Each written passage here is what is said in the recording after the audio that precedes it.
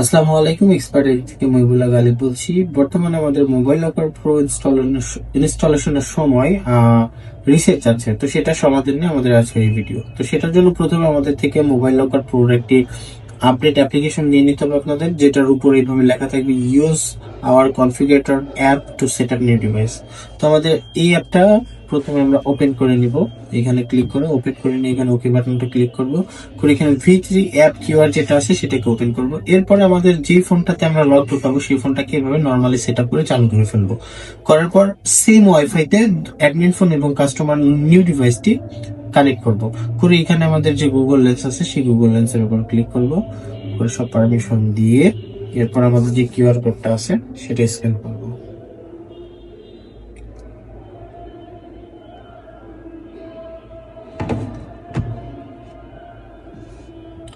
এরপর আমরা সামনে এগিয়ে যেয়ে এখান থেকে যদি ডাউনলোড না নেই তখন আমরা শেয়ার বাটনে ক্লিক করে আমরা এখানে ক্রোমে ক্লিক করব।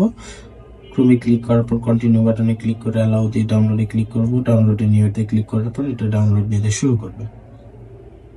এরপর হচ্ছে আমাদের ইনস্টলেশনের জন্য ক্রোমে যেতে হবে। ক্রোমে পারমিশন দেওয়ার পর এটা ডাউনলোড হয়ে গেছে। এবার আমরা সেটিংসে ক্লিক করব। সেটিংসে ক্লিক করার পর ইনস্টল হয়ে যাওয়ার পর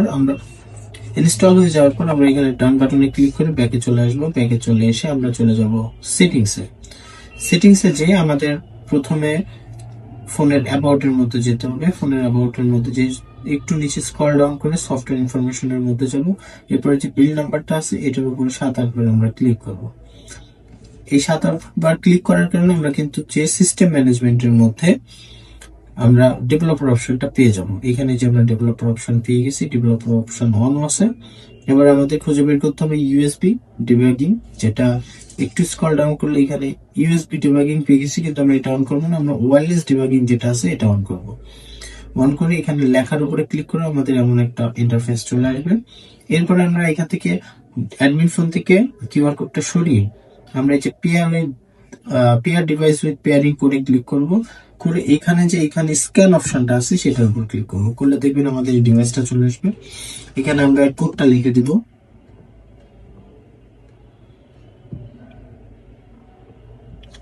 দিয়ে আমরা কানেক্ট করার ট্রাই করব। কানেক্ট হয়ে গেল। এরপরে আমরা উপরে থাকা এই কানেক্ট বাটনে ক্লিক করব। কানেক্ট হয়ে গেল। এরপরে সেট আপ বাটনে আমরা ক্লিক করে দিব। সেট আপও হয়ে গেল। এরপরে আমাদের কি করতে হবে, অ্যাড কাস্টমার করার জন্য আমাদের এই অ্যাপ্লিকেশন থেকে একটু ব্যাকে যেতে হবে। ব্যাকে যে আমরা এখানে অ্যাড ডিভাইসে ক্লিক করব, নিউ ডিভাইসে ক্লিক করব। এরপরে যথারীতি যেমন আছে আমাদের অ্যাড কাস্টমার করে ফেলতে হবে। এরপর অ্যাড কাস্টমার হয়ে গেলে আমাদের এখানে অ্যাড ডিভাইসে আমরা ক্লিক করে দিব।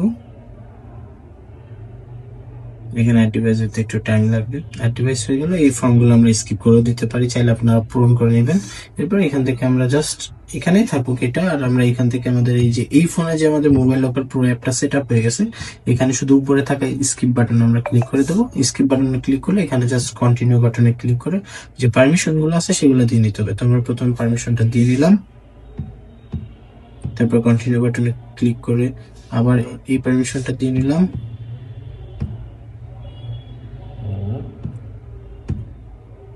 আবার কন্টিনিউ বাটনে ক্লিক করলাম। কন্টিনিউ বাটনে ক্লিক করার পর স্ক্রল ডাউন করে এখানে আবার এই পারমিশনটা দিয়ে নিলাম।